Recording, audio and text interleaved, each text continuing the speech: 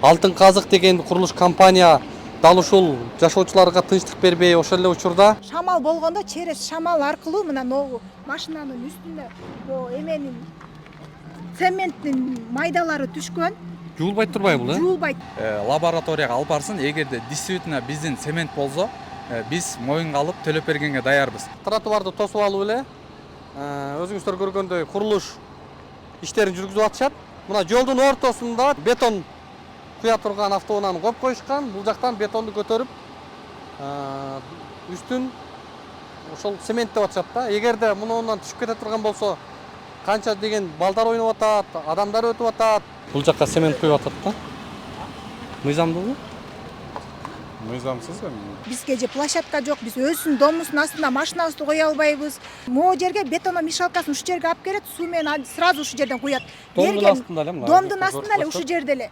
Биз ал машина келгенде такыр база албай калабыз. Мына жаңы эле болуп турмабы? Форточкабызды ача албайбыз. Азыр ушундай кандай абалда болсо, биз үйдүн ичи да ушундай абалда. Таластын кебетесин карасак, эскилиги жеткен, биз деле өнүксүн, ушу элдер квартиралуу болсун деп жакшы ишти эле кылып атабыз деп ойлойм байке. Өзүбүздүн үйүбүзгө өзүбүз кире албай калабыз.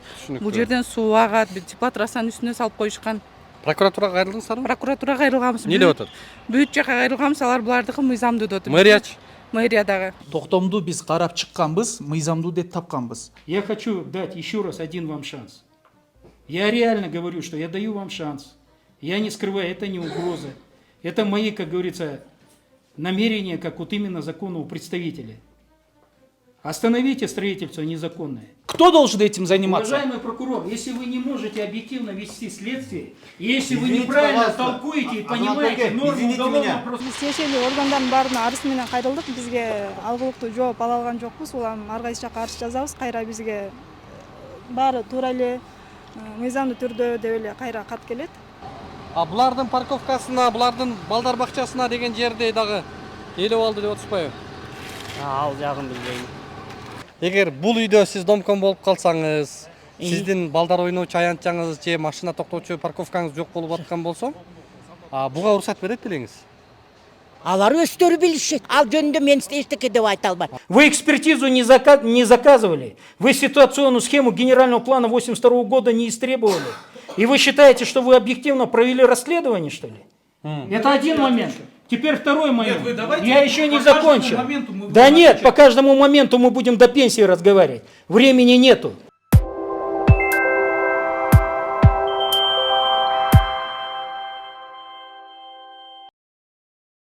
Москвадагы мекендештерге жарыя, алыстагы боордоштор, сиздер үчүн Ваш стоматолог клиникасы сонун мүмкүнчүлүк түздү. Улукбектин катталуучуларына ар жекшемби сиздер үчүн тиш жулуу акысыз жана ошондой эле ультра үндүү тиш тазалоо болгону 1,5 миң рубль. Дареги бульвар Рокоссовский метросу, Открытое шоссе көчөсү 14. Метродон болгону 3 мүнөт аралыкта. Ваш стоматолог клиникасында төмөнкү кызматтар көрсөтүлөт. Хирургия, терапия, ортопедия, ортодонтия, имплантация, брекет система. Саат 9-дан 21:00-га чейин жума бою дем алышсыз кызмат көрсөтөт. Ваш стоматолог заманбап жабдууларды орнотуп, тажрыйбалуу такшалган дарыгерлерди гана ишке алган. Бизде рентген жана консультация акысыз. Ваш стоматолог сиздин ден соолугуңуздун сакчылыгында.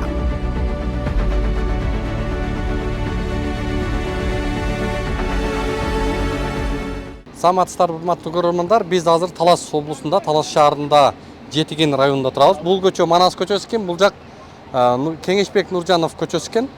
Урматтуу көрөрмандар, бизди дал ушул мына тарапта 48-чи үйдүн жашоочулары чакырып, өздөрүнүн ушул курулуш боюнча көйгөйлөрү болуп аткандыгын, Алтын Казык деген курулуш компания дал ушул жашоочуларга тынчтык бербей, ошол эле учурда бул жакта ушул жердин өзөгүндө чоң суроолор бар. Бизде ушу балдар ойночу аянтча, авто токтоочу жайлар жетишпей аткан учурда дал ушул биздин үйдүн аймагына таандык жерге үй куруп атышат, мыйзамды аттап өтүп атышат, биздин укугубузду тепсеп атышат деп кайрылды. Биз бүгүн ушул жагдай боюнча сиздерге дагы маалыматты ачыктап айтып беребиз. Ошол эле учурда ушул жергиликтүүлөргө микрофон сунабыз жашоочуларга.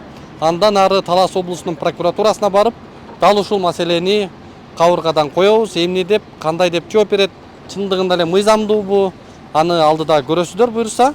Азыр биз жергиликтүүлөргө микрофон сунабыз, жүрүңүздөр.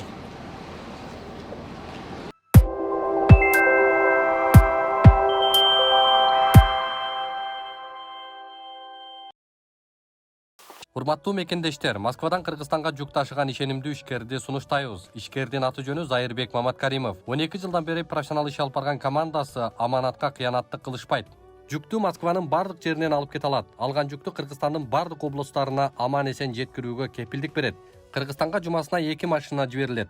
Жүк баасы көлөмүнө жараша ыңгайлуу баада 500 рубльдан өйдө бааланат. Дареги Нижегородское метросу Перовское шоссе 9, строение 7. Байланыш телефондор +7 926 788 70 70 0704 70 70 21. Аты жөнүңүз ким болот? Шабданова Нуриза. Бул жагдай боюнча ошо 48-чүйдөгү акыбал сиздердеги чакырууңуздарга жооп кылып микрофон сунуп атабыз. Эмне көйгөй болот? Биз ногу 48 домдун жашоочуларыбыз ушул жердеги бул бизге ушул жерде машина коюлуучу жайыбыз жок биринчиден, экинчиден балдар ойноочу аянтча жок. Анын үстүндө бул мына азыр саат 8:30 болду. Эртең мененки саат 8ден түнкү 10го чейин кече саат 12:30 эмне келди? Кече дагы строй материал түнкү саат 12:20 строй материал келип, кирпичтер түшөт, строй материалдар түшөт. Бизге ушул жерде жительдерге аябагандай бизге эме болуп атат да, ыңгайсыз. Балдарыбыз кенен кесири эшикке ойнай албайт, машина менен кенен кесири кирип чыга албайбыз. Анан могу жерде эч кандай коопсуздук жок. Мына кече жакында эле могу жерге эме цемент куйганда менин машинамдын үстүнө мына азыр карап көрсөңөр болот, цементтин эмелери чачыраган. Ага да жооп күткөн жок, эчтеке мага кылган жок. Бул эме боюнча мен ГОВДга да кайрылдым, өстөрүнө да биринчи кайрылгам. Эчтеке тыянак чыккан жок. Мына ГОВДга кайрылдым, эчтеке болгон жок. Мына прокуратурага да жазып атабыз. 2 жылдан бери ушу домдун эмеси менен мына ушунча жительдердин баарыбыз каршы болуп жүгүрүп жүрөбүз. Эч жактан бизге эме болгон жок да. Бул эмне мыйзамсыз болуп атат деп атасыздар ошондо? Мыйзамсыз 48 домдун детский площадка машина кое турган жерине булар дом строить этип атат. Азыр мисалы домдун астына негизи машина койгонго болбойт. Жанагындай суук буук бирдеке болуп шамал болуп калганда үстүнөн эме түшөт да. Тынчтык жок да кыскасы. Биз мына но жерде кечинде машиналар келип калганда мына тротуарга машина коебуз. Бизге машина кое турган жер жок.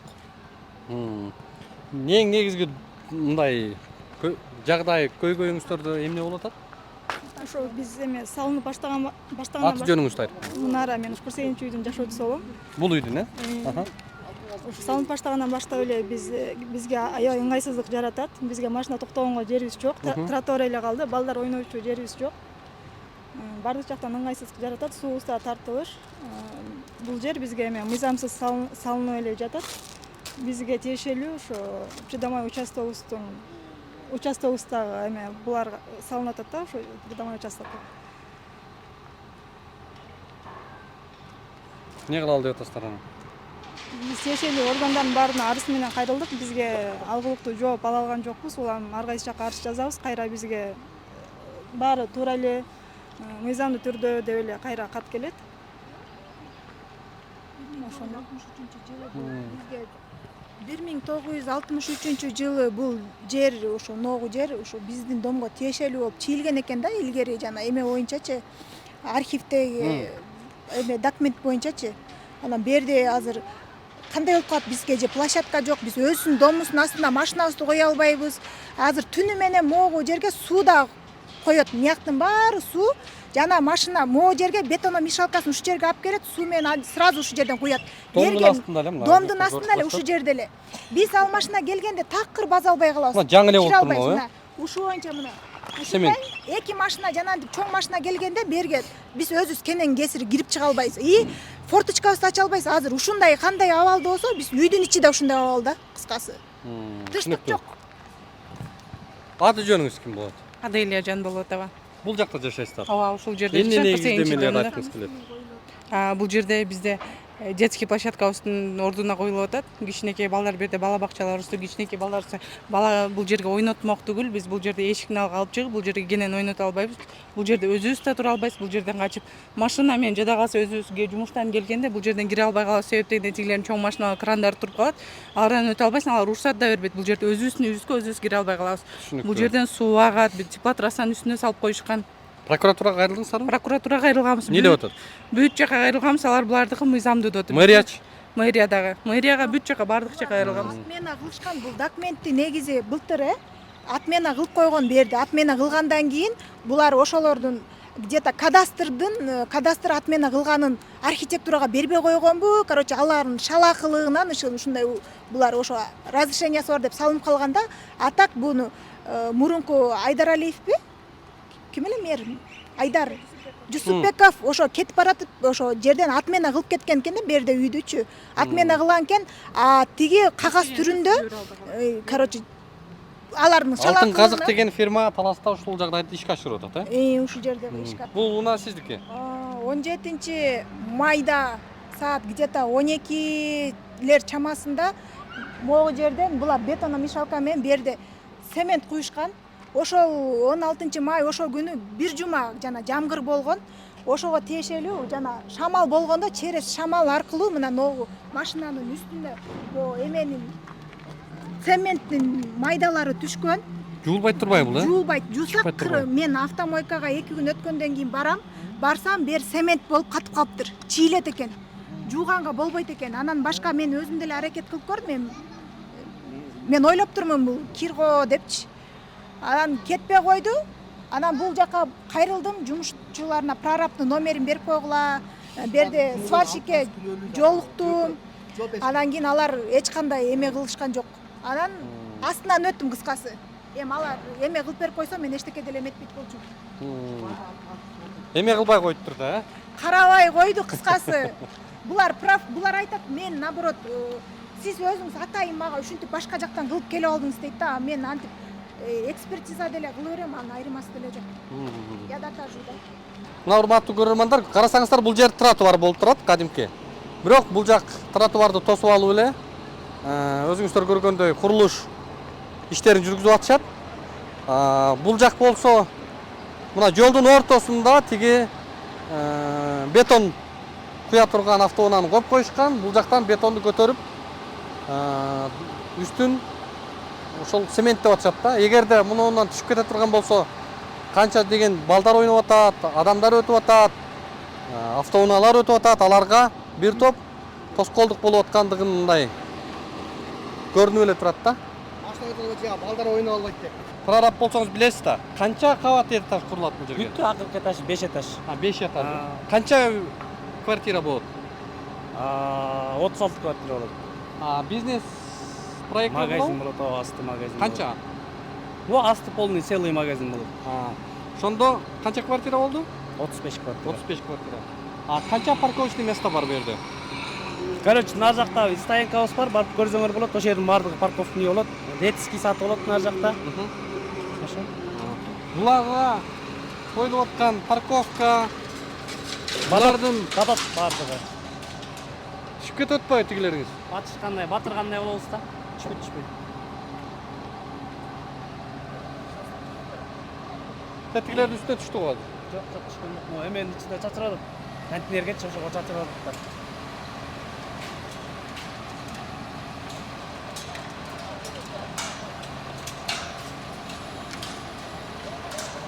Карабайсыз түшүп аткан. Тетигилердин үйүнө түшүп атат. Жок, анын үйүнө түшкөн. Ал түшсө азыр ызылдап чыкмак да. Түшпөй эле да. Эмечи? Парковка канча машинага ылайыкташкан? Парковка ошо өз немелерге, жителдерге жеткидей ыңгайлашкан, баардыгына жетет. Үй бүлөгө жетеби? Жетет. Канча метр квадрат? 30 сотуктай да бар да. 30-40 сотуктай. Булардын парковкасына, булардын балдар бакчасына деген жерди дагы ээлеп алды деп атышпайбы? Ал жагын билбейм. Короче, законный түрдө бул. Эч кимден эчтеке тартып алган жокпуз. Короче, документальный бардыгы. Парковкасы тиякта жайында бар. Ким деген участковый? Эсентур. Бул жакта азыркы курулуш сыныйп нормалары, мына кечки убакытта тынчтык бербей иштеп атканы жөнүндө айтасыз? Алло, Эсентур. Кандай могу? Но жерде стройка не дагы деле олору 8:30 болду. Канчага чейин нези строительный норма. Кече 12:30 деле строй материал түшүп отурго. 12:30 чалган жок. Мына азыр дагы деле тынчтык жок. Эртең менен таң атпай кечки саат 10го чейин иштейт. Булар Саматспы, Эсентур сизде? Мен атым Улукбек. Сиз участковыйсыз да? Участковый. Мен журналистмин. Эсентур байке, сиз мына азыр 8ге чейин иштеш керек эле да, норма боюнча, сыныйп нормалары боюнча. Анан жок, сиз аны кандайча 10го чейин деп атасыз? Эмнеге таянып? 10го чейин деп айтканда өткөндөчү биякта. Ким айткан? Иә. Ким айткан? 10го чейин элдер уктабайбы? Уктайт да. Анан эмнеге айтып атасыз? Сен кайда турмун? Биз ошол жерде турук. Алда стройка жерде? Хорошо. Канча убакытта келесиз? Жок, мен бара албайм, мен азыр башка жактамын. Бул жакта не кылат? Жашоочуларга тынчтык бербей отура береби? Азыр мен чалып айтам азыр. Биз ушу стройканы караган балам, атым Атай болот. Азыр бизде тиги помпа жок да таластачы. Анан помпа эртең менен чакырганбыз, негизи ушу 1 саатта эле куюп битиш керек. Сиз компаниянын представителиби? Представители ушу стройканы карап жүргөн балабыз да. Ушу жүргүзүп. Представители ким деп? Эмне кызматта? Директорсуңарбы? Директормун да. Компаниянын директорубу? Алтын казык курулуш компания. Анан кийин тиги помпа биздики эски да таластачы. Бир эле помпа бар өзүчү жалгыз. Анан кийин ошол бузулуп калган, эртең менен саат 9:da эле келген. Анан бузулуп калганына байланыштуу азыр бул бетонду токтотуп кое турган болсок жөн эле баягы бизге зыян да. Анан кран чакырып, кран менен куя алайын деп атканбыз. Эмнеге ата чулоокка чейин иш кылбайбыз негизичи. Биринчи адым могу жерде силердин курулуш компания курулуш нормаларын, жашоочуларга тротуарларды тосуп алгандыгыңа, анан ошол эле учурда моундай тынчтык бербей жашоочуларга коопсуздугуна коркунуч келтирип атпайсыңарбы? Мына карасаңыз, азыр мына түшүп кетсе не болот? Мына тартсаңыз мына. Моундай жагдай менен кетип атат. Чыгып кетсе, түшүп кетсе не болот? Байке ошо биз эле баягы шаарда түшпөгөн жерде берде четте туруп карап турабыз байке. Кудай сактасын, эми таластын үрөөнү ушундай болуп атса эмне кылабыз байке? Башка айла жок болуп атат да. Эми жөн эле баягы кызылдай акчаны жерге төгүп коебузбу? Башка элестесеңиз бул жак Бишкек эмес. Мисалы үчүн талас өнүксүн деп, эми таластын кебетесин карасаңыз, эскилиги жеткен, бизде эле өнүксүн, ушу элдер квартиралуу болсун деп, баягы жакшы иш эле кылып атабыз деп ойлойм байке. Анан баягы 1-2 адамдын негизинде кылып атасыңар дейм. Эми бизге дагы пайда, элге да пайда болуп атпайбы байке? Мисалы үчүн бул жерде мына 5 жылга 5% рассрочка берип атабыз да. Экинчи объектибиз наркы центр жакта, ал жакты 7 жылга кылып берип атабыз. Кыргызстанда жок да байке. Анан биз деле баягы аракет кылып атабыз, өнүксүн талас депчи. Ооба, биз ага каршы эмеспиз. Бирок сиздер курулуш мыйзамдарын так аткарышыңыздар керек, сакташыңыздар керек да. Тетиги жерде бир үй бүлөнүн жашоочу айымдын машинасына цементтиген шамалдан чачырап бир зыянга учурап атыптыр да. Мен ошол жөнүндө айтып кетпедимби жана. Анан элементардуу ушундай жагдайлар азыр Максут байке, бермин. Мындай да байке, если биздин күнөө болсо, биз ошону восстановление кылып бергенге даярбыз. Если ошол эже менен бир лабораторияга алып барсын, эгерде действительно биздин цемент болсо, биз моюнга алып төлөп бергенге даярбыз. Башка деле машиналар турат, ал жактагы биздики мындай катуураак болуп түшөт да, мындай жуузан кетип калат. Эженики негедир кетпей атат, бизге да таң калыштуу болот. Шамалдан чачыраптыр да. Бирок цемент болсо кетип калмак деп көпчүлүк эле айтып атат да байке.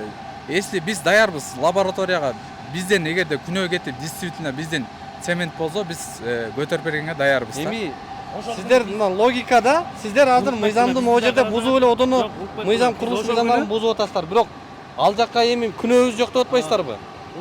Көрүнүп эле турбайбы могу жердеги сизчи? Биз да машина коюп көргөнбүз да, атайынчы. Мынакей могу машина биздики. Азыр эшикте турат. Ушу машинаны да көрсүн. Тат ошо эженин койгон машинасынын жанына биз да койдук да. Бизде чачыраса, жууза кетет. Биздин бетондор. Ошол учурда жамгыр жаап аткан дейт, шамал болуп аткан дейт. мүмкүн эмес ал. Бирок балдар камерадан карашса андай деле тиги эженин машинасы жок болчу да. Камера бар, доказательство биздечи. Если шашпасаңыздар ал жакты деле көрсөңүздөр болот. Участкой чакырып келген, участкой камерадан караган бардыгын, бирок болгон эмес да ал күнү. Бул точно өзү кайсы күнү болгонун билбейт да. Эгер ошол күнү болсо, ошол күнү чачыраган күнү машинасын ачып көрөт да, любой адамчы.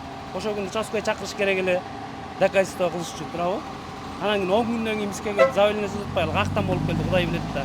Эгер биздин эмебиз болуп чыга турган болсо, биз жазат бергенге даярбыз да. Сиздин аты жөнүңүз ким эже? Мен эмем, домком ушу үйдүн домкому. Кайсы дом бул? Мынакей 189, 191-дин үйүн домкому менмин. Биз азыр экинчи тараптын дагы ушул домдун дагы жашоочуларына микрофон сунууну туура көрүп атабыз. Анткени 48-чи үйдүн жашоочулары жогорудагыдай пикирин айтты. Ал эми бул үйдүн жашоочуларына да микрофон сунганы келдик. Сиз бул үйдүн домкому турбайсызбы? Домком. 74-жылдан жылдан баштап ушуну. Бу жерде бартың мусорка болгон, бунун бартың мэрияга чуркан.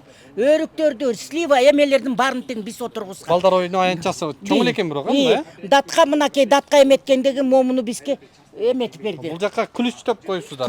Ключ. Ар бир балдарда, ар бир семьяда балдары менен бар. Ачып ойношот. Эмечет. Башка үй бүлөнүн, башка үйлөрүнүн мен киргизбейм.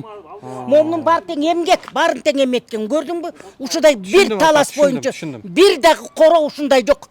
Биздин эметкенде. Могу үйлө, могу бар тарактар бар. 74-жылы жаңы муну орустар айткандай, моя жизнь, моя молодость. Мына ушунун баары тең мен эметип отургусуп эметтиргем. Түшүндүм. А бул жактагы эмелерден үйгө сиздер каршылыгыңыздарды көрсөткөн жоксуздар да? Жок, көргөзгөн жокпуз. Келип бизге эметкенден сураганда айтышты. Ушинтип үйдө салалык эметебиз, кандай дейсиңер деп ушинткенде анда мэр бар болчу. Баары тең келишти. Уруксат бердик. Түшүнүктүү. Жаңы эмелер менен Марат да анда бар болчу, Марат Алиев. Айдар Жапарович болчу. Баары тең макул дегенден кийин чогулдук. Эми сиз домком экенсиз. Сизге эми домком катары бир сиздин эле эгер бул үйдө сиз домком болуп калсаңыз, сиздин балдар ойночу аянтчаңыз же машина токтоочу парковкаңыз жок болуп аткан болсо, буга уруксат берет белеңиз? Алар өздөрү билишет. Жок, эгер сиз домком катары бул жакта болсоңуз, бул үйдү мага беришкен. Чтоб я домком болуп эметкен. Мен отказ бергем. Жок. Мен болбой койгом. Азыр мен билбейм. Ал жөнүндө мен эчтеке деп айта албайм. Потому что мен кандай чуркап жүргөндө аларга дагы айткам болмойт. Ал үйдүн жашоочуларынын дооту ушул балдар ойночу аянтчабыз жок, сиздердикине окшош. Балдарыбыз ойной албай атат, машиналарды токтото албай атабыз биз. Аларды куруп беребиз, баары тең условия эметишти. Жасап берелик. Мына биринчи подъезд макул болушту, жасап бериштик тигинеке. Айнек эмелердин баары тең. Могу жерден мынакей жасап беребиз. Каерге жасайт бияка? Мынакей могу коrodо жасап беребиз дешти. Бул машина токтоочу парковка болобу же балдар ойночу аянтча болобу? Бул жактыкы кимдин парковкасы? Бул жалпы, бул жактыкы. Сиз аты жөнүңүз ким? Мамырбаева Айнура. Бул үйдө жашайсыз, э? Мен бул үйдө жашабайм. Мен ушул проект боюнча мен да чуркагам. Башын, эң башын. Кайсы проект? Ушул там боюнча. Сиз? Мамырбаева Айнура менмин. Сиз азыр бизди сүйлөп коюп бияка деп чакыргансыз да? Менмин. Жок, негизи биз кайсы бир тарапты карабайбыз. Биз чындыкты карайбыз да. Мына үй бүлөлөр, булар чындыгында биз документтерин көрдүк. Укугу тепшелип атыптыр азыр. Балдар ойночу аянтчысы жок болсо, мына жерге чоң тракторлор менен кирип алып, могу жерге асфальт төгүп атса, ошол эле учурда машина токтоочу жерин ээлеп алышса, анан булар байкуштар эмне кылат анан? Кимге кайрылат? Жарым үй макул болушту. Жарым үйлөр макул болушуп, жарым. Макул болгон күндө да балдардын укугун ким коргойт бу жерде? 2-3 киши эле болуп атат, каршы. Придомовой участок деп могу жерди соттошуп, азыр укуктук баа боюнча чуркап жүрүшөт экен да. Анан бул үй бүлөлөрдүн, бул үйдүн дагы жагдайына баа бериши керек негизи. Жарым үй макул болгон айтып атам да, 2-3 эле киши. Сиз ушул жакта жашап туруп, домком болсоңуз макул болот белеңиз? Менде да квартирам бар ошол жакта. Аякта да квартирам бар. Мен укукту эметкен жокмун, пожалуйста, эмне үчүн чуркан жок? Бу жерде эмелер домкомдору болушту. Менде эле домкомдор. Чуркаган жок, ана күлүшкөн. Мен чуркап жүргөндө. Азыр булар чуркап атабыз деп атпайбы? Чуркашсын, пожалуйста. Пожалуйста, аларга эч ким каршы жок. Макулуңуздар. Чуркашсын. Эми үчүн менде кылып туруп чуркан жок. Муну момтип жасаттырган жок. Ошо чуркап атат экен да азыр сиз. Ну чуркашсын теперь. Эмсиктин да. Против чыкса деле чуркаганга жатпайт да. Буга чейин биз толтура условияларды койгонбуз. Сиз кайсы кызматта иштейсиз өзү? Мен частный ЧПмин. Өзүнчө соода жумуш менен кылам, иштейм. Анан ушул Бул жакта жашабайсыз? Мен бул жерде жашабайм. Жакын эле жашайм. Ушундай этажка домдо жашайм мен деле. Булардын балдар бакчасы, балдар ойночу айнычасын не кыласыз? Кандай дейсиз? Булардын балдар бакчасын керек, бирок буларга аябай условия койгонбуз. Мына бул жерге кошобузбу, мындай кылабызбы? Силерге кандай болбосун, балдар бакча, эки домдун балдары буларга деле площадка болот да. Булардын балдары бияк домдуку, эки домдун парковкасы бир батат. Бишкекте будан да кыпчылган жерде парковка батат. Пейлүстү кенен коелу. Парковка болот, детский площадка бул домго курулса чоң ойнойт. Бул жакка үй курганга уруксат берели деп атасыздар экенсиздер да? Деп суранганбыз. Саңыздар. Улукбек атыбыз. Сиздики? Милициянын капитаны Оморов. Талас шаардык. Нурмат. Нурмат байке, биз азыр бул жерде бир цемент куюучу автоунаа келип, могу жерди тосуп алып эле жолду. Бул жакка цемент куюп атат да. Мыйзамдуулбу? Мыйзамсыз эми. Аркы иш жагынан келип туруп куйса болмок. Негизи куйганга болобу бул жердин жолдо туруп алып? Болбойт да. А бул машинанын турганы мыйзамдуу? Бул деле мыйзамсыз болот. Не кыласыздар азыр? Чара көрөбүз азыр. Айып салынабы? Салынат. Канча өлчөмдө? Карама каршы 15 000 беле. Эржан? 15 000ге салынат азыр. Кандай көрөлү? Сиз атайын бузуңуз болуп жаман жерсиз же кандай? Жок. Канча кайсы часть менен айып салып атасыз? 88 бермеген. Мен арыстан тияк бияк эчтекен эле жок. Болгондо бул эжекен баягы күйгөндө 350 Lexus болот да. Атыңыз ким? Атым Илгиз. Ошо машина менен чогуу турду беле? Жок отурган. А мен келип айдап кетейин атканда ушундай пятна бар болчу да, действительно. Ошол күнү могу кран жуудуңар билесиздер. Мен щеткамен жышкан. Бул матуй болгон себебинен чийилген жок да.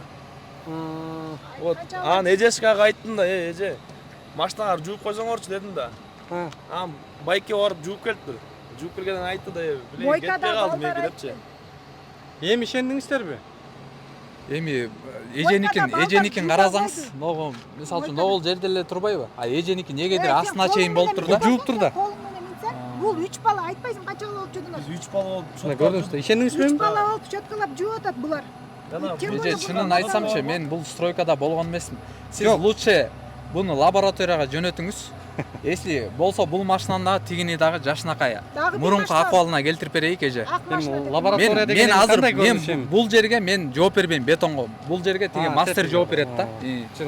Но автоунаадагы ошол күнү жанагы Lexust'ун жанында турган экен. Мен Улукбек айтпадым, доказательство. Анан бул кылзын.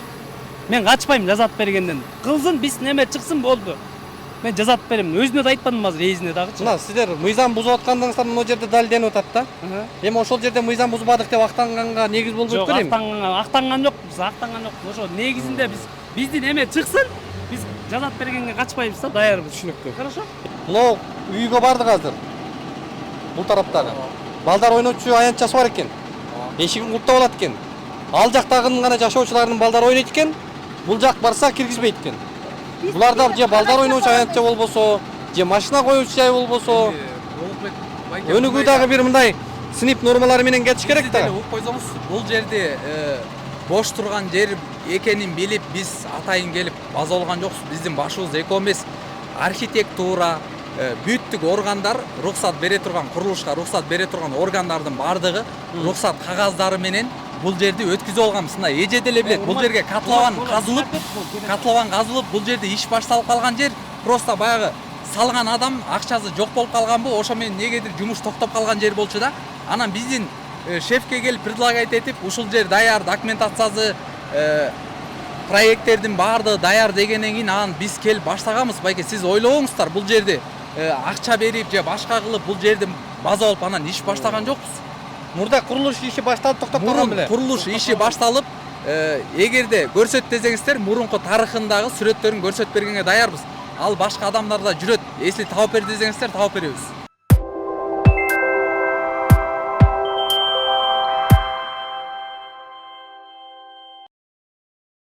Я являюсь жителем города Талас, фамилия моя Мурзалиев, являюсь доверенным представителем собственников жилья дома 48, расположенного по улице Карла Маркса, сейчас в настоящее время аллея Нурджанова. Как говорится, по просьбе моих доверителей мы обращались в городскую прокуратуру по факту незаконного строительства многоквартирного жилого дома 191А по улице Манаса в 110-м квартале города Талас. В постановлении, имеющемся у собственника, как говорится, Казакпаева, одним словом, на основании постановления номер 162 о подводе земельного участка под строительство торгового дома Кушубакову в 110-м квартале, здесь указывается о предоставлении ему 400 квадратных метров. Площадь эта была выделена согласно данному постановлению за счет свободных городских земель. Однако в этом постановлении идет поправка. Вместо 400 здесь указано 480. Цифру 0 исправили на 8. По обращению нашему в прокуратуру почему-то здесь вот стоит заключение Козеевой. Козеева на факт подлога сведений в постановлении мэрии не обратила внимания, оставила его без рассмотрения. Мало того, она в своем заключении указывает, вот здесь вот на 3-й странице ее заключения написано, что, как говорится, на основании данного постановления было выдано 400 метров, потом остальные 80 метров было выкуплено прокуратурой, и в соответствии с земельным кодексом данная земля была оценена независимым экспертом, и сумма 24 тысячи поступила на депозитный счет прокуратуры города Талас. Вот в связи с этим у меня вот такой вопрос. Недавно по нашему обращению вы предоставили нам письмо, где вы яро защищаете права собственника Казакпаева, ссылаясь на вот эти данные постановления. Однако вы не обратили внимания, первое, на подлог сведений в постановлении 162 от 9 июня 1998 года, и вы не обратили на то, что в постановлении от 16 января 2001 года нет указания об отмене данного постановления и вынесении нового постановления. В связи с чем данные оба постановления являются ничтожными и не подлежат применению с момента их издания. Это один момент. Второй момент. Защищая права Казакпаева, да, вы чуть ли не в роли адвоката начали, как говорится, отстаивать интересы собственника, который, как говорится, нарушает, как говорится, права собственников жилья дома 48. Почему я так говорю? В областном архиве нами было истребовано решение номер 90/1 от 15 июня 1963 года. На основании этого постановления было закреплено, как говорится, придомовой земельный участок. Под строительство дома было отведено, 2 дома было возведено в 110-м квартале. Сейчас я вам покажу вот этот документ, выкопировку, чтобы было ясно. Вот она, выкопировка ситуационной схемы генерального плана города Талас. Вот здесь указывается дом 48 и дом 46. Под строительство группы 2 домов было выделено 0,44 га. Как говорится, по смыслу данного постановления возникают такие обстоятельства, что на дом 48 было выделено 2200 метров квадратных.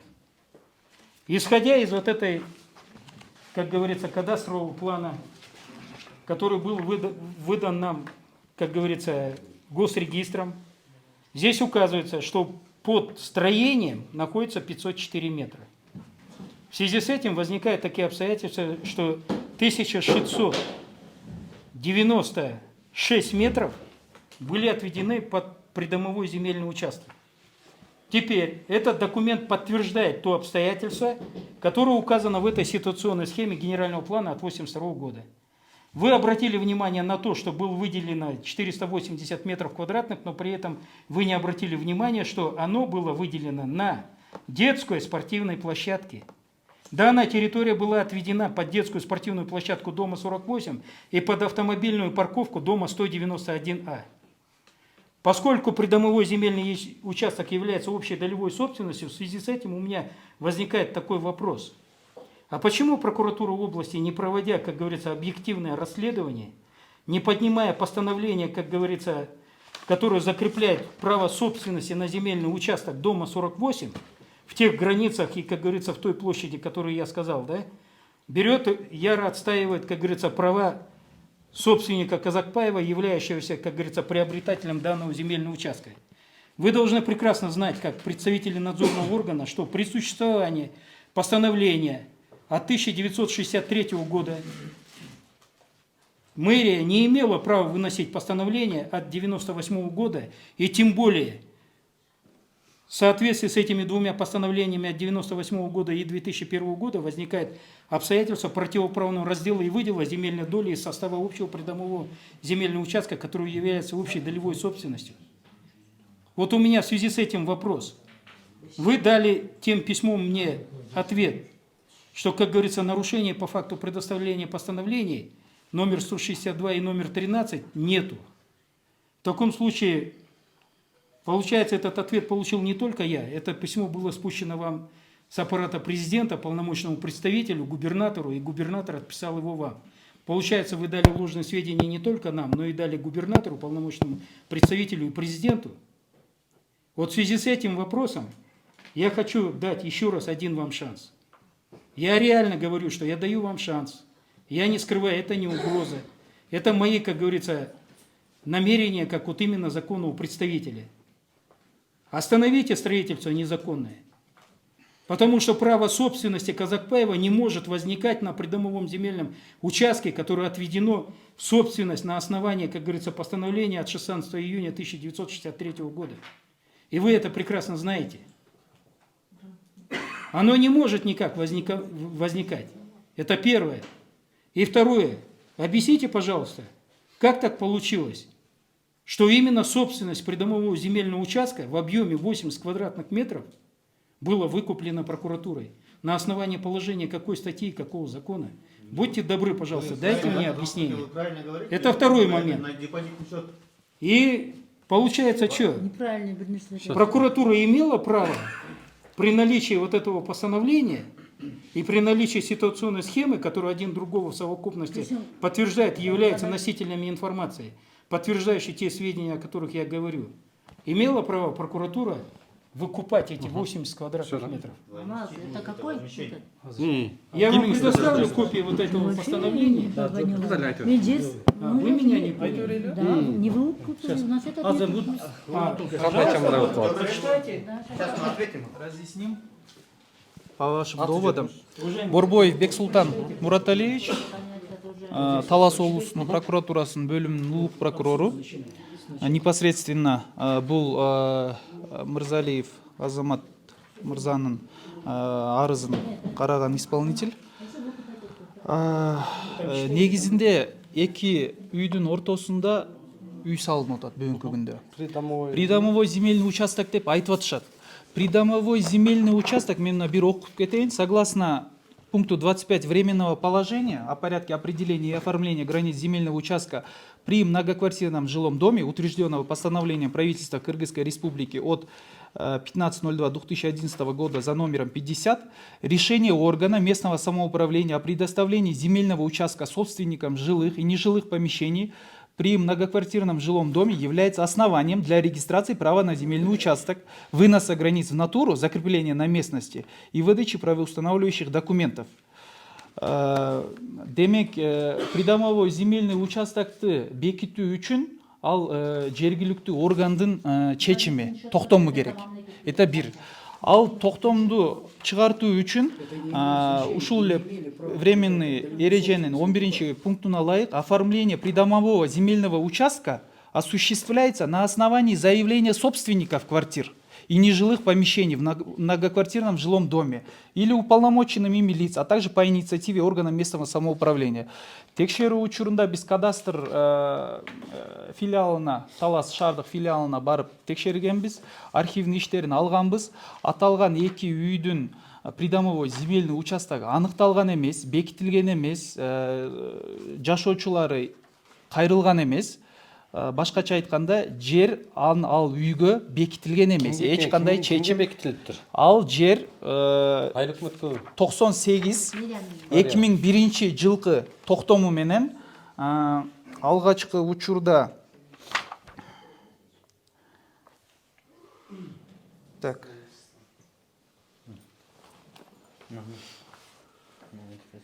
Кушубековго бөлүнөт. 98-2001 жылкы талас постановлениями Таласской городской государственной администрации Кушубековго бекитилген ошол эле жылдары. Ал частный жеке Бул жерде в частную собственность земельный участок мерою 480 квадратных метров по улице Манаса 191А деп туруп бекитип беришкен. Аталган токтомдор тийиштүү түрдө каттоодон өткөн.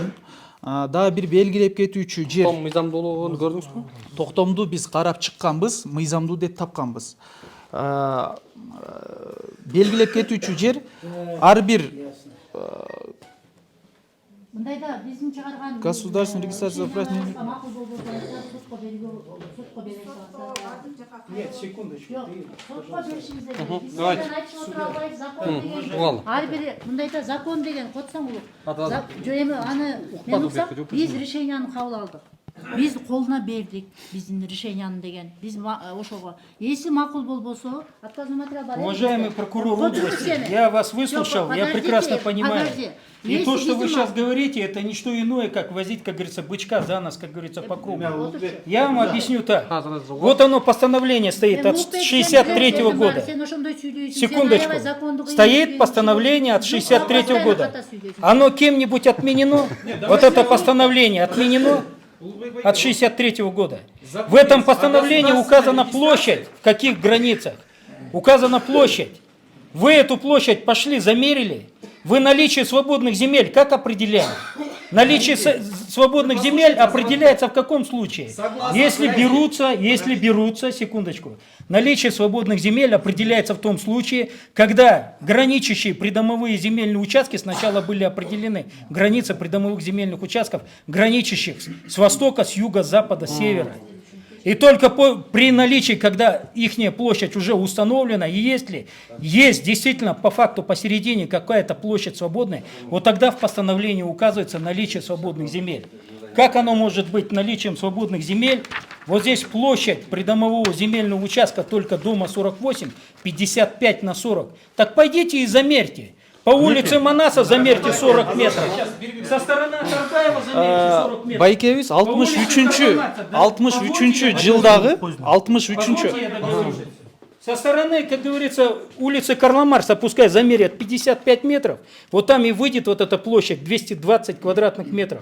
И это 220 квадратных метров подтверждается вот этой ситуационной схемой. Вам, когда предоставляют ситуационную схему, вы эксперта по градостроительству и архитектуре приглашали? Вы задавали ему вопрос, что означают вот эти обозначения? Вы экспертизу не заказывали? Вы ситуационную схему генерального плана 82 года не истребовали? И вы считаете, что вы объективно провели расследование, что ли? Это один момент. Теперь второй момент. Я еще не закончил. Да нет, по каждому моменту мы будем до пенсии разговаривать. Времени нету. Теперь объясню. Вы эксперта не вызвали, обозначения вот эти не установили. Вы прекрасно видели, что это идет наложение придомового земельного участка. Вы прекрасно это знали. Вы любое, как говорится, право собственности на дом, оно не возникает с воздуха. Вот это вот кадастровый план, он указывает о площади, которая 504 метра под строением. А вот здесь идет список собственников жилья. У этого списка собственников жилья, у каждого документы лежат в банке, они получают кредит. На основании чего? На основании государственных актов. Их государственные акты были, как говорится, изданы. Так а вы возьмите и запросите. А кто вам мешает? Как это нету? У каждого собственника есть государственный акт на свою квартиру. А в таком случае как бы им кредит выдали? Государственный акт не выдается. Я вам еще раз говорю, есть у них документы. У них право собственности возникло на основании вот этого постановления. И вы хотите сказать, что это постановление недействительное? Так вы пойдите сначала согласно вот этого акта, да, сначала замерьте площадь. Первым что сделайте. И теперь еще один момент. Вы здесь ссылаетесь на временное положение. Вы как представитель надзорного органа знаете о 6 статье? Это закона об основах административных, это, вернее, закона, да. Там четко указана иерархия закона, правильно? Земельный кодекс имеет высшую силу или временное положение ваше имеет высшую силу. В земельном кодексе о чем говорится? Придомовой земельный участок, целевое назначение его для чего отведено? Ну давайте я вам отвечу. Вы задаете вопрос, давайте. Я вам скажу, для чего отведен придомовой земельный участок. Согласно, вот, как вы говорите, статьи 41 Земельного кодекса Кыргызской Республики, неделимость земельного участка... Я вам задал вопрос, неделимость земельного Пожалуйста, участка... откройте пункт 6 статью 1 Нет, я открою. Земельного кодекса. Мы вас выслушали. Мы вас Нет, выслушали. Я вам задал вопрос. Нет, вы умеете О целевом дискутировать? назначении указано в пункте 5 статьи 1. Зачитайте, пожалуйста, публично. У меня сейчас кодекса рядом Так нет, вот, давайте если я кодекса отвечу. нету, тогда о каком вы объективном расследовании говорите? У меня рядом кодекса нету, я Так говорю. вам в заявлении указывается о придомовом земельном участке. Так вы могли бы поднять пункт 1 статьи 1 Земельного кодекса, а потом уже, как говорится, делать свои обоснования и выводы. Вы должны ссылаться на закон. Азамат Баке, я отвечу вам. Вы сейчас постановление 69-го года, которое показывает? 63-го. Извините, когда вы заявление писали, этого постановления не было у нас. Да. И по этому факту вы к нам обратитесь с заявлением о том, что архивные дела, по утере архивных дел, правильно? Которые отказали, прокуратура города отказала, сейчас она рассматривается в суде. Я вам сейчас хочу сказать... Сейчас я вас слушаю. Вот меня послушайте. Меня послушайте. Что, меня послушайте? Под камеру это не надо говорить. Как под камеру не надо говорить? Документов. Я сейчас говорю о том, что Нет, сейчас... вы поэтому материала. написали, вот это, Да. по хищению документов вы написали, Поэтому, заявление. еще один Мы момент. а теперь откуда-то это появилось, сейчас вы вот этот документ берете и ссылку делаете. А до этого по заявлению вы обращались с этим? Не Хорошо, обращались а теперь же? давайте вот так. Почему я, как представитель... Этот документ мы раньше не видели, во-первых. Вы сейчас предоставляете. Я вам отвечу. Я поэтому сейчас вам сказал, вот предоставьте вот этот документ, мы не видели раньше. Напишите заявление обратно. Договорились? Заявление напишите, мы рассмотрим завтра. А сейчас вы... Теперь вот такой момент. Вот у меня возникает такой интересный вопрос, да? Почему у надзорного органа при всех их полномочиях, да, не возникло мысли, да, запросить это постановление? А почему у меня, представителя по доверенности, да, здесь ущемляются интересы моих доверителей? Но поскольку в госрегистре его не было, вы же могли додуматься, как я, пойти в его был архив, взять эту копию постановления. Но проблема в том, что вот стоят бумаги, я вам сейчас покажу. Почему я сегодня пришел? Я пришел с вами не воевать, я пришел вас поставить перед фактом. А перед фактом я пришел поставить это. Да. В этом заключении Козеева ссылается на то, что, как говорится, государственный акт выдан на основе вот этого распоряжения. Вы, секундочку, вы мне говорите, что, как говорится, все документы законные, нарушений никаких нет. Вот это распоряжение отменено на основании вашего протеста. Вот этот государственный акт был основан на отмененном распоряжении. И поскольку он был отменен, вот оно распоряжение об отмене, получается, что с момента вступления отменяющего распоряжения, да, отмененное, как говорится, распоряжение и основанный на нем государственный акт прекращает свое действие. Если они прекращают свое действие и со стороны мэрии было вынесено предостережение о приостановке строительства, со стороны, как говорится, госрегистра был отозван, как говорится, государственный акт, и со стороны архитектурно-строительного надзора, как говорится, тоже было вынесено это предписание о приостановке строительства. Почему вы не приостанавливаете это строительство? У меня к вам возникает законный вопрос. В чьих интересах вы действуете? Вы по закону обязаны отстаивать интересы государства и общества. А в итоге, получается, вы в нарушение, как говорится, законов, предусмотренных Конституцией, вы берете и отстаиваете интересы того собственника, который пришел ко мне, предлагал мне взятку, защищаете в судах интересы тех представителей надзорного органа, которые мне на бумагу писали взятку 100 тысяч, и которые украли архивный экземпляр. И вы до сих пор по этому существу, несмотря на совокупность всех доказательств, которые носят информацию о месте и обстоятельствах, о тех лицах, которые их подписывали, печати, все подписи и дата, без объективного расследования взяли, вынесли постановление о прекращении производства. И несмотря на то, что Генеральная прокуратура отменила ваше постановление, вы повторно отменили по новым обстоятельствам, хотя вы знаете, что Конституционный суд не предусматривает повторный отказ в возбуждении уголовного дела после того, когда были оспорены нормы уголовного процессуального права. Я не прав? Я не прав. В таком случае поднимите закон и посмотрите. Что вы говорите? О правомерности мы... О правомерности Давайте мы вас Давайте начнем с вашего постановления от 63 года, на который вы основываетесь. Во-первых, когда вы первоначально писали заявление, данного постановления его не было. О нем вы сами, наверное, пару дней тому назад узнали. Да, подождите. Мы же на основании вашего заявления рассматривали, верно? Вы должны были приложить все документы, на которые вы основываетесь. На тот момент вы их не предоставили. От 63 года, я повторюсь. Второй момент. Это закон о государственной регистрации прав на недвижимое имущество и сделок с ним. 30 статья говорится, право на недвижимое имущество и сделок с ним вступает в юридическую силу после регистрации соответствующих правоустанавливающих и правоудостоверяющих документов. У меня вот в этом моменте к вам вопрос. Зарегистрировано ли вот это от 63 года постановление у вас в Госрегистре? Нет, ответьте на вопрос, просто да или нет. Вы задайте вопрос да или нет. Госрегистру. Почему? Постановление есть, да или нет. Регистрации его нет. Давайте дискуссию проведем. Да или нет? Зарегистрирован? Здесь невозможно сказать, он не зарегистрирован. Здесь ну я проверил, он не зарегистрирован, нету там ничего. Второй момент. С момента поступления... Вы задайте вопрос. Хорошо, я с момента... Почему на основании вот этого постановления... Секундочку. Я отвечаю. Вы не перебивайте меня. Вы, наоборот, перебиваете. Вы не перебивайте меня. С момента... На основании вот этого постановления зарегистрировано право Казакпаева? А почему на основании вот этого постановления не зарегистрировано право жильцов дома? Потому что Казакпаев пришел в Госрегистр и заявление написал. И заявление написал. Пожалуйста, возьмите, идите в кадастр и зарегистрируйте свое право. Кто должен этим заниматься? Уважаемый прокурор, если вы не можете объективно вести следствие, и если вы неправильно толкуете и понимаете норму уголовно-процессуального права, и вы не на все 100% пользуетесь своими полномочиями, предусмотренными уголовно-процессуальным кодексом, в таком случае нечего мне доказывать, что правильно, что неправильно, что белое, что черное. Нет, просто я хочу один момент просто сказать. Секундочку, я сделал акцент на то, что я не пришел с вами ругаться и воевать. И проявите ко мне уважение и, как говорится, обратите внимание на вот это постановление и остановите строительство. Вы не договорились.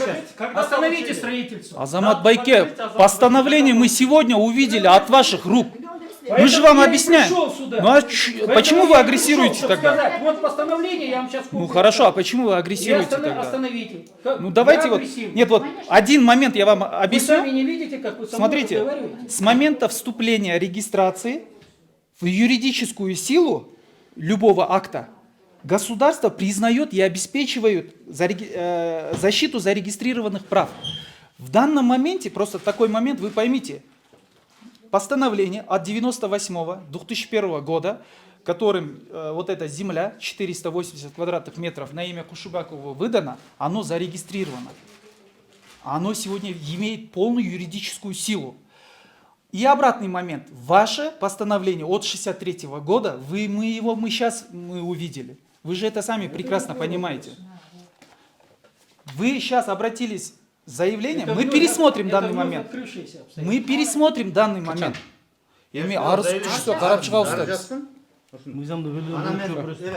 Полда. Вы сейчас говорите расследование. Извините, это расследование не было еще, дело не возбуждено. Дел нет. Если дело возбудили, тогда расследование было. Все, еще тогда... Сейчас просто рассматриваем ваше заявление. В таком случае вот еще один Еще раз скажу. Еще по поводу отказного материала, который в суде рассматривается. Вы же обратились в суд на наши действия. Следователь вынес постановление об отказе возбуждения уголовного дела, вы обжаловали в суд. Я сейчас этот вопрос не поднимаю, я вам сразу скажу. К этому же идет. Идет к другому. Сотко верден, сотко обжаловать, сотко Секундочку. Давайте вот так. О чем я к вам обратился? Заявление мое стоит? Поэтому я вам говорю, договоритесь, вот это заявление напишите, вот это приложите, все, рассмотрим. Уважаемый прокурор, я вам заявление написал по 3 обстоятельствам. Первое обстоятельство было указано. Секундочку. Вот именно, что на тот вопрос, который я вам сейчас скажу, вы на него до сих пор не ответили.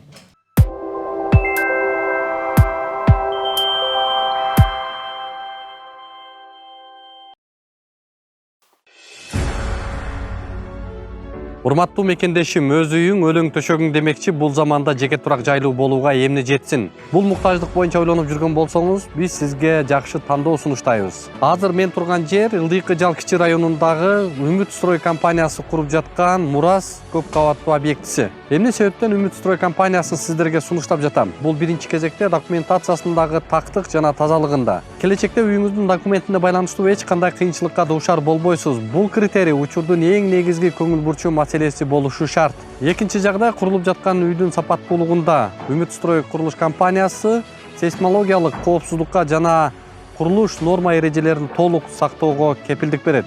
Аталган турак жай 10 кабаттуу комфорт класстагы Ылдыйкы Жал Кичи районундагы Курчатова 23 дарегинде жайгашкан. Ошондой эле бала бакча, мектеп, жогорку окуу жайлары, поликлиника жана ири соода борборлору кадам сайын кезигет. Эң башкысы, узак мөөнөткө 33 айга бөлүп төлөө мүмкүнчүлүгүнө ээ болосуз. Мурас көп кабаттуу объектисин 2025-жылдын 2-кварталында өз ээлерине тапшырууну пландашууда. Толук маалымат алуу үчүн дарегибиз Жаманбаева 36/1, байланыш телефондор 0501 44 22 22, 0221 44 22 22. Баса, бул курулуп жаткан көп кабаттуу үйдүн курулуш норма эрежелерин сактап куруусуна биз өз көзөмөлүбүздү жүргүзүп турабыз. Андыктан кабатырланууга негиз жок.